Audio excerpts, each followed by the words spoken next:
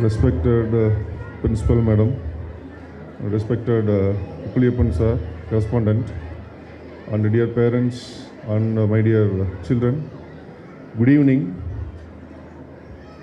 I know how difficult it is to control your children for almost another 3 hours because I have a very close association with the Eurokids for past 10 years. Actually, both of my children study in Eurokids 10 years back. So I know Eurokids very well and about their quality. And actually we are the largest academy in entire South India.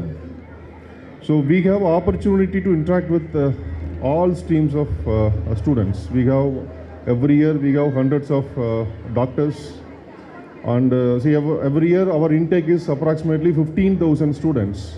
We have 12 branches across country, and we are seeing different types of students every year. We have IITians, we have NIT people, we have engineers from other colleges, we have lawyers. Okay, but from this academy, what we can understand is there are a few things I will tell you. So. Actually, the curriculum of Eurokids is really wonderful, one of the best in the country. And 2 things I want to discuss today, maximum 10 to 15 minutes. First is parenting. So generally, 3 to 4 decades before, I mean till 1990s, parenting was a culture, okay? But now, parenting is industry. It's the greatest transformation. Because of this economic liberalization and the privatization of our economy, the entire parenting transformed into an industry. Now we have magazines for parenting, we have YouTube channels for parenting, we have clinics for parenting, and we have so many things for parenting. Now parenting is considered as important industry in the country. So now our challenge, particularly our generation, are facing the important challenge of parenting. So we are seeing people, so generation is changing every year, and we are seeing people, first important thing is, from childhood, you have to nurture them with few important qualities. The first important quality what we are expecting is emotional stability. Okay? See, wherever you go, whichever you feel you serve, you need emotional stability. So you can understand after seeing common man, and see generally we work with officers. So every year we are producing hundreds of officers. The general difference between the common man and officers, actually the officers are mostly, they have leadership qualities. See, the basic difference you can observe between the common man like us and officers. The common man will not have certain qualities. The first quality is emotional stability. இப்போ நம்ம ஒவ்வொரு மொமெண்ட்லேயும் நீங்கள் ஏதோ ஒரு விஷயத்தை approach பண்ணுறப்போ actually இப்போ for example ஒரு கிரைசிஸான சுச்சுவேஷன் அப்படின்னா you should not lose your emotional stability. This a first quality of leadership. The second is very important, acceptance and obedience. Please teach your children every day that they should listen to your words. அது வந்து நீங்கள் எப்படி உங்களோட you will have unique kind of communication. So please teach them acceptance and flexibility. Acceptance and flexibility and obedience. These 3 things are very, very important. Wherever they go, they need, see, you can watch many leaders, tall leaders, either in the country or across the world. There's a common quality is they are obedient, they are acceptable people, and they are very, very easy to approach. It's very, very important. And other important challenge for parenting right now is our smartphone. Using of smartphone is necessary, but it is double-edged sword. இப்போ என்ன problem அப்படின்னா, even in my home I am facing the same problem. Every day at least minimum they used to spend at least 2 to 3 hours in smartphone, without which they cannot survive. This is the situation right now. Fortunately or unfortunately, our society is well developed one. Both the parents are working. In such case, managing kids is very, very difficult. And now the mobile phone is taking the place and it is playing an important role. So my kind request is, before going to bed, just read 2 to 3 pages every day in front of your kids. That is very, very important. First you read. Okay, you read 2 to 3 pages every day. Then maybe after 1 month or 2 months, you will be able to complete one whole book. And naturally, your children will follow the same thing after a few years. Maybe after entering into 5th standard, 6th standard, definitely they will follow your pattern. See, generally, if you take any field, either in politics or in corporate or in bureaucracy or in cinema, or if you go to any industry or any sector or any field, all topmost creamy people are voracious leaders. எல்லாரும் வந்து at least ஒரு வாரத்துக்கு 2 book 3 book படிக்கிறவங்க இருக்காங்க. ஒரு வருஷத்துக்கு வந்து 60-70 book படிக்கிறவங்க இருக்காங்க. ஹண்ட்ரட்ஸ் ஆஃப் புக்ஸ் படிக்கிறவங்களும் இருக்காங்க. If you take any international best personalities across the world, they are the best readers. So please try to inculcate the habit of reading books. See, now people are used to watch web series right now. For example, I'll tell you the basic difference between watching video and the textbook. இப்போ பொன்னியின் செல்வன் வந்து famous movie. இந்த பொன்னியின் செல்வன் வந்து நீங்கள் புக்காக படிக்கிறப்போ இங்கே இருக்கக்கூடிய ஒரு 1000 பேரண்ட்ஸஸும் ஒவ்வொருத்தரும் ஒரு மணிரத்னம். ஏன் அப்படின்னா, உங்களுடைய மன ஓட்டத்தில் உங்களுக்குன்னு ஒரு பொன்னியின் செல்வன் மூவி வந்து மேக் ஆகிருக்கும். ஏன்னா அது வந்து டெக்ஸ்ட்டாக படிக்கிறீங்க. இப்போ ஒரு வீரன் குதிரையில் செல்கிறான் அப்படின்னு போடுறாங்க அப்படின்னா, அந்த வீரன் வந்து எப்படி இருப்பான் அப்படிங்கிறது உங்களுடைய சொந்த கற்பனை. அந்த குதிரை எப்படி இருக்கும் அப்படிங்கிறது உங்களுடைய சொந்த கற்பனை. அந்த ஸ்பீடு வந்து என்ன அப்படிங்கிறது உங்களுடைய சொந்த கற்பனை. அந்த இடம் எப்படி இருக்கும் அப்படிங்கிறது உங்களுடைய சொந்த கற்பனை. அப்போது உங்களுடைய தாட் ப்ராசஸ் வந்து ரொம்ப வைடனாக இருக்கும் ஒரு புக்காக படிக்கிறப்போ. அதுவே வந்து நீங்கள் ஒரு வீடியோவாக பார்க்குறீங்க அப்படின்னா கண்டிப்பாக உங்களுடைய அந்த தாட் ப்ராசஸ் வந்து கன்ஃபைன் ஆயிரும், லிமிட் ஆயிரும். உங்களால் வந்து ஒரு ஓப்பன் மைண்டடாக அந்த விஷயத்தை வந்து உள்வாங்கிக்க முடியாது. அது என்ன இருக்கோ அது அப்படியே வாங்கிக்கிற மாதிரி தான் இருக்கும். ஸோ அப்போது வீடியோ பார்க்குறதுக்கும் டெக்ஸ்ட் புக் பார்க்குறதுக்கு கூடிய பேசிக் டிஃப்ரென்ஸ் அப்படின்னா, டெக்ஸ்ட் புக் படிக்கிறப்போ உங்களுக்கு வந்து உங்களுடைய கற்பனை திறன் வந்து அதிகமாகிட்டே போகுது ஃபஸ்ட்டு. செகண்ட், ஒரு புக்கு படிக்கிறதும் இப்போ ஃபார் எக்ஸாம்பிள் ஒரு 2 to 3 hours ஒரு நாளைக்கு வந்து 2 to 3 hours நீங்கள் புக்கு படிக்கிறீங்கன்னு வச்சுங்களேன். ஒரு புக்கு படிக்கிறது அப்படிங்கிறது வந்து 100% equal to meditation. Okay, so நீங்கள் ஒரு மெடிடேட் பண்ணுறதுக்கு என்னவெல்லாம் தேவையோ, எந்த ஒரு மனநிலை தேவையோ அதே ஒரு மனநிலை இருந்தால் நீங்கள் புக்கு படிக்க போகிறீங்க. அதனால் இப்போ இருந்து நீங்கள், ஏன்னா இந்த ஸ்டேஜில் வந்து எல்லாருமே மொபைலுக்கு அடிக்ட் ஆகக்கூடிய ஸ்டேஜ், அதுலேருந்து நீங்கள் டைவெர்ட் பண்ணணும் அப்படின்னா no other option. Either you should prefer for physical activities or you should go for books. The book வந்து நீங்கள் இன்னொரு சஜஷன் நான் ஸ்ட்ராங்காக சொல்லுவேன். சிட்டியில் உங்களுக்கு எவ்வளோ பேருக்கு தெரியும்னு தெரியல, there are so many intellectual events. அதாவது வந்து நிறையா வாசிப்பு சம்மந்தப்பட்ட நிகழ்வுகள் வந்து நிறையா நடந்துகிட்ருக்கு. அதை வந்து இப்போ இருந்தே அப்படியே கூட்டிகிட்டு கொண்டு போய் பழக்குங்க. கொஞ்சம் கொஞ்சமாக நீங்கள் இப்போ எல்லாமே ஒரு 4 years 5 years அந்த மாதிரி அந்த ஸ்டேஜில் இருப்பாங்க. நீங்கள் மேபி ஆஃப்டர் ஒரு 2 years please take your children to literary events, ஒரு இன்டலெக்சுவல் ஈவெண்ட்ஸ் கூப்பிட்டு போய் அவங்க கூட நீங்கள் இன்ட்ராக்ட் பண்ண ஆரம்பிங்க. இதை தாண்டி இன்னும் சொல்ல போனோம் அப்படின்னா, இப்போது க்ரியேட்டிவிட்டி பேஸ்டு ஆக்டிவிட்டீஸ் வந்து நிறையா ஆன்லைன்லேயும் பண்ணுறாங்க, ஆஃப்லைன்லேயும் பண்ணுறாங்க. அதுக்கு கூட நீங்கள் என்கேஜ் பண்ணலாம். Okay, so second part is about civil service எக்ஸாமினேஷன்னா, நாங்கள் வந்து எனக்கு வந்து அதை பற்றி மட்டும்தான் அதிகமாக தெரியும். அதை தாண்டி எங்களுடைய உலகம் வந்து ரொம்ப சின்னதான். சிவில் சர்வீஸ் மட்டும்தான் ஆல்மோஸ்ட் 20 years ஆஃப் ஜேர்னி எங்களோடது. இந்த 20 yearsல சிவில் சர்வீஸில் நாங்கள் ஆல்மோஸ்ட் ஒரு 2200 officers we have produced from our academy.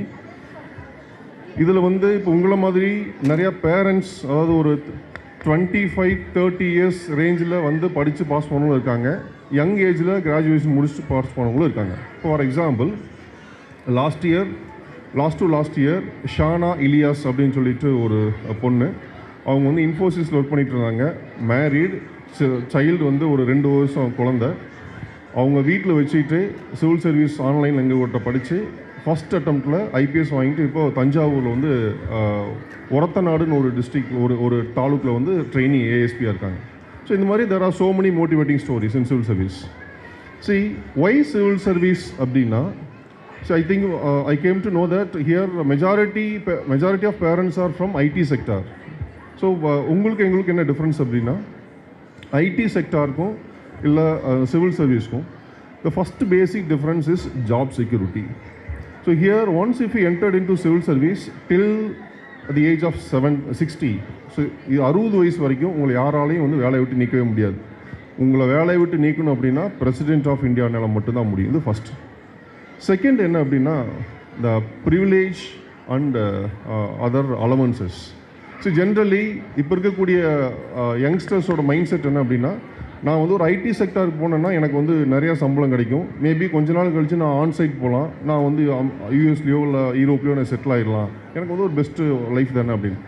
Naturally உங்கள் சாய்ஸ் நல்ல சாய்ஸ் தான், obviously no doubt about that profession best profession.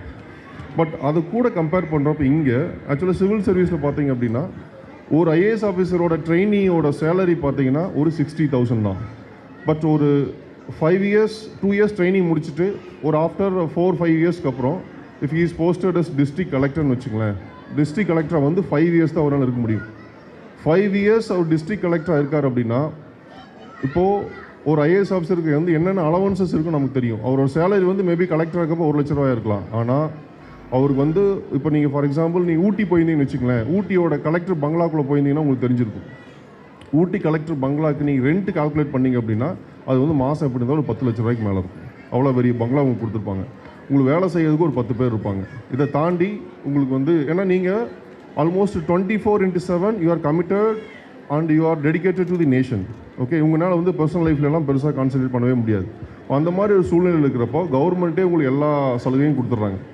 இந்த மாதிரி கிடைக்கக்கூடிய அலவன்சஸ் அண்ட் பர்க்ஸோட மானிட்டரி டேர்ம்ஸை நீங்கள் கால்குலேட் பண்ணிங்க அப்படின்னா ஒரு மாதத்துக்கு வந்து அவங்க 20 to 30 லட்ச ரூபா வந்து கவர்மெண்ட் உங்களுக்காக செலவு பண்ணுற மாதிரி இருக்கும். இது மட்டும் கிடையாது. இப்போ ஃபார் எக்ஸாம்பிள் நம்ம டே டு டே லைஃப்பில் பார்க்குற ஆஃபீஸர்ஸ் அப்படின்னா ஐஏஎஸ் அண்ட் ஐபிஎஸ் மட்டும்தான். But we have many other services similar to IAS and IPS. We have 21 different services. So இந்த 21 servicesல the most important service, இந்த ஒரு சர்வீஸ் மட்டும் சொல்லிட்டு I will wind up. We have a service called Indian Foreign Service. இப்போ நம்ம எல்லோரும் ID செக்டாரில் இருந்துட்டு ஃபாரின் போகிறோன்னு நினைக்கிறீங்களா? இப்போ நீங்கள் ஐடியில் இருந்துட்டு ஃபாரின் போகிறதுக்கும் இதே நீங்கள் எக்ஸாம் எழுதி இந்தியன் ஃபாரின் சர்வீஸில் உள்ளே போயிட்டு நீங்கள் ஆஃபீஸில் போகிறதுக்கு டிஃப்ரென்ஸ் இருக்குது. ஃபார் எக்ஸாம்பிள் நீங்கள் ஐடியில் இருந்துட்டு ஆன்சைட் போகிறீங்க, அதுக்கப்புறம் அங்கேயே நீங்கள் பெர்மனெண்ட்டாக ஸ்டே பண்ணுறீங்க அப்படின்னா, அங்கேயே செட்டில் ஆகிறீங்க அப்படின்னா யூல் கெட் பெர்மனெண்ட் சிட்டிசன்ஷிப் அந்த மாதிரிலாம் இருக்கும். பட் இதுவே நீங்கள் ஒரு இந்தியன் ஃபாரின் சர்வீஸ் ஆஃபீஸர்னு வச்சுங்களேன், after 2 years of training you have to learn a foreign language. ஒரு foreign language for example French நீங்கள் லேர்ன் பண்ணுறீங்க அப்படின்னா, ஃப்ரெஞ்சு லேர்ன் பண்ணி முடிச்சதுக்கப்புறம் ஃப்ரெஞ்சு பேசக்கூடிய ஏதோ ஒரு ஸ்டேட்டில் you will be posted as 3rd secretary அப்படின்னு சொல்லிட்டு ஒரு போஸ்ட்டில் அப்பாயிண்ட் பண்ணுவாங்க. 3rd secretaryயோட சேலரி வந்து 4.5 lakhs, அதாவது இந்தியன் ருபீஸில். இப்போது after 3 years of service you will be shifted to some other country. ஒரு கண்ட்ரிலேருந்து இன்னொரு கண்ட்ரி, அங்கே ஒரு 3 years இருப்பீங்க, will be posted as 2nd secretary. Then after 3 years you'll be promoted as 1st secretary. Then again after 4 years you'll be promoted as consul general அப்படின்னு. For example ஒரு 18 years of service Indian foreign சர்வீஸில் முடிச்சிட்டிங்கன்னு வச்சுக்கோங்களேன், இப்போது you'll be promoted as Indian ambassador அப்படின்னு. இப்போ if you are Indian ambassador அப்படின்னா what will be your role அப்படின்னு கேட்டிங்கன்னா there are few things. First, the basic nature of Indian foreign service is to interact with people. அவ்வளோதான். யார் people, நீங்கள் யார் sir people அப்படின்னு கேட்டிங்க அப்படின்னா, you have to meet for example if you are serving in France அப்படின்னு வச்சுங்களேன். இப்போ ஃப்ரான்ஸில் French president, French corporate CEOs, French the creamy people like football club owners or French politicians or French cinema industry people, அந்த மாதிரி இருக்கக்கூடிய creamy people will be your contact. Indian சைடில் யார் contact இருப்பாங்க அப்படின்னு பார்த்தீங்கன்னா, we have first your contact வந்து India's foreign secretary, then second contact will be India's external affairs minister, Third contact will be if the issue is very important, crucial, directly you can connect with Indian Prime Minister. இதுதான் உங்களுடைய contact. So இந்த service எப்படி இருக்கும் அப்படின்னா, உங்களோட routine எப்படி இருக்குன்னா, காலையில் எந்திரிப்பீங்க, எந்திரிச்சோடனே உங்களை பார்க்க வருவாங்க. யார் பார்க்க வருவாங்கன்னா மோஸ்ட்லி இந்த கார்பரேட்ஸ் அந்த மாதிரி தான் வருவாங்க மோஸ்ட்லி. இப்போது ஃபார் எக்ஸாம்பிள் ஒரு French company is planning to invest $2 billion in India அப்படின்னு வச்சுக்கோமே. இப்போ $2 billion வந்து ஒரு ஃப்ரெஞ்ச் கம்பெனி இந்தியாவில் இன்வெஸ்ட் பண்ணணும்னு நினைக்கிறாங்கன்னா first contact point will be நீங்கள் தான், இந்தியன் அம்பாசிடர். இப்போ உங்களை மீட் பண்ணி அவங்க பேசுவாங்க. எப்படி இருக்கும் அப்படின்னா, ஒரு ஈவினிங் வந்து ஒரு பார்ட்டி இருக்கும். இப்போ நீங்கள் கார்பரேட்டில் இருக்கீங்க, மோஸ்ட்லி உங்களுக்கு எல்லாருக்கும் தெரிஞ்சிருக்கும். Whether you like it or not, almost வாரத்தில் 5 to 7 days every day Indian foreign சர்வீஸில் இருக்கிறப்போ every day you will be having party either in 5-star hotel or 7-star hotel. அதுதான் ஒரே ஜாப், ஒரே வேலை உங்களுக்கு பார்ட்டிக்கு மட்டும்தான். ஆல்மோஸ்ட் 35 வருஷம் across the world you will be in party. Daily வந்து பார்ட்டி மட்டும் தான் பண்ணிகிட்ருக்கோம். இதை தாண்டி வேறு என்ன வேலை இருக்கும் அப்படின்னு பார்த்தீங்கன்னா, mostly will be establishing bilateral relations with rest of the world, India and rest of the country, rest of the world. இப்போது if you are foreign service officer, உங்களுக்கு என்ன ப்ரிவிலேஜஸ் கிடைக்கும், என்னென்னலாம் பெர்க்ஸ் கிடைக்கும் அப்படின்னா, for example we have a school called American International School. இப்போ ஓஎம்ஆரில் ஒரு school இருக்குது. இதே மாதிரி ஸ்கூல் வந்து வேர்ல்டில் இருக்கக்கூடிய எல்லா மேஜர் சிட்டிஸ்லையுமே அமெரிக்கன் இன்டர்நேஷ்னல் ஸ்கூல் ஒரு ஸ்கூல் இருக்குது. இந்த அமெரிக்கன் இன்டர்நேஷ்னல் ஸ்கூலில் ஃபஸ்ட்டு ஸ்டாண்டர்ட் படிக்க வைக்கிறதுக்கு 21 லட்ச ரூபா ஃபீஸ் கட்டணும். In case if are Indian foreign service officer, உங்களுடைய என்டையர் அந்த சில்ட்ரனோட என்டையர் எஜுகேஷன் முடிக்கிறதுக்கு 12th வரைக்கும் இல்லை, டிகிரி முடிக்க வரைக்கும் உங்களுக்கு கவர்மெண்ட்டே கொடுத்துருவாங்க. இப்போது ஃபார் எக்ஸாம்பிள் அமெரிக்கன் இன்டர்நேஷ்னல் ஸ்கூலில் இப்போ நம்ம ஈரோகிட்ஸில் வந்து மேபி ஒரு வருஷத்துக்கு 30,000 40,000 பே பண்ணுறோம் அப்படின்னா, அங்கே வந்து 21 lakhs ஃபார் ஃபஸ்ட் இயர். இந்த 21 lakhs வந்து எங்கள் கவர்மெண்ட்டே கொடுத்துட்றாங்க. இது இல்லாமல் for example for posted in United states medical expenditure நமக்கு தெரியும் எப்படி இருக்கும்னு. ஸோ யூஎஸ்ல இருக்கக்கூடிய மெடிக்கல் எக்ஸ்பெண்டிச்சர் என்னவாக இருந்தாலும் கவர்மெண்ட்டே கொடுத்துருவாங்க. ஸோ இந்த மாதிரி there are so many privileges and perks available in foreign service. And apart from that, you will be having diplomatic passport. You will have most specialized privilege and என்ன சொல்ற elitist treatment across the world. அந்த passport காமிச்சிங்கனாவே போதும், நீங்கள் யார் அப்படிங்கிறது சொல்லாமே தெரியும். அந்த மாதிரி மோஸ்ட் பவர்ஃபுல். அண்ட் அதை தாண்டி for example if you are Indian foreign service officer, one of the senior most ஆஃபீஸர்னு வச்சுங்களேன், you will be posted in United Nations. இப்போ யுனைடெட் நேஷன்ஸில் நீங்கள் போஸ்ட் ஆகிருக்கீங்க அப்படின்னா, the decisions of United Nations can change the world history. Okay, world history மாற்றக்கூடிய அளவுக்கு United நேஷன்ஸோட decisions வந்து most powerful. In case if you are representing India, you will be the only person to reflect the mindset of 142 crore people. அந்த மாதிரி எலைட்டஸ்ட் opportunity, அந்த மாதிரி ஒரு most powerful opportunity வேறு எந்த சர்வீஸ்லையும் எந்த ப்ரொஃபஷனும் கிடைக்கவே கிடைக்காது. நீங்கள் போடக்கூடிய ஒரு ஓட் வந்து உலக வரலாற்றை மாற்றக்கூடிய அளவுக்கு மோஸ்ட் பவர்ஃபுல் பிளேஸில் நீங்கள் இருப்பீங்க. ஸோ இந்த மாதிரியான சர்வீசஸ் தான். See, for example we have one more service called Indian Revenue Service, IRS அப்படின்னு சொல்லிட்டு. இப்போ ஐஆர்எஸ் எக்ஸாம் எழுதி நீங்கள் இந்த எக்ஸாம்பிள் எழுதி நீங்கள் ஐஆர்எஸ் ஆஃபீஸில் போகிறீங்க அப்படின்னா, ஒரு 25 வயசுலேருந்து 30 வயசுக்குள்ளே நீங்கள் ஒரு அசிஸ்டன்ட் கமிஷனராவோ இல்லை டெப்டி கமிஷனராவோ இருக்கீங்க அப்படின்னா, குறைஞ்சபட்சம் ஒரு 50,000 to 70,000 கோடி ரூபாய் மதிப்புடைய பிஸ்னஸ், அந்த வால்யூம் ஆஃப் பிஸ்னஸ் வந்து நீங்கள் ஹேண்டில் பண்ணுற மாதிரி இருக்கும். ஸோ அப்போது அந்த இடத்துல எல்லாமே you need a kind of leadership qualities. Okay, so உங்களுடைய சில்ட்ரனுக்கு நீங்கள் இப்போ இருந்தே சொல்லி வளர்த்துறது என்ன அப்படின்னா, நீங்கள் சிவில் சர்வீஸ் நான் சொல்ல வரல, அவங்க எதில் ரொம்ப ஆர்வமாக இருக்காங்களோ அதையவே நீங்கள் தாராளமாக என்கரேஜ் பண்ணலாம். இது எல்லாரும் சொல்லக்கூடிய அட்வைஸ் தான்.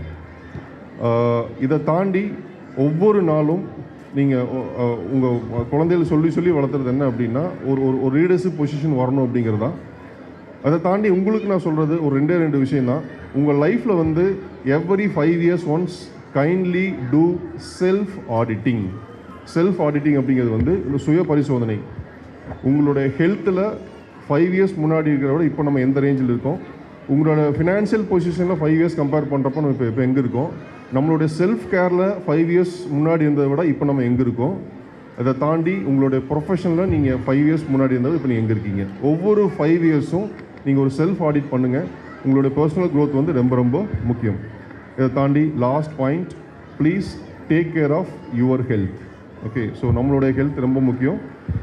அது வந்து இப்போ இருக்கக்கூடிய இந்த என்ன சொல்கிறது, இந்த ஒரு வித்தியாசமான கலாச்சார உலகத்தில் நாங்கள் ஃப்ரீக்வெண்ட்டாக பார்க்குற விஷயம் என்ன அப்படின்னா, ஒரு 30 to 35ல் எல்லாத்துக்குமே வந்து மேஜர் ஹெல்த் ரிஸ்க் ஸ்டார்ட் ஆக ஆரம்பிக்குது.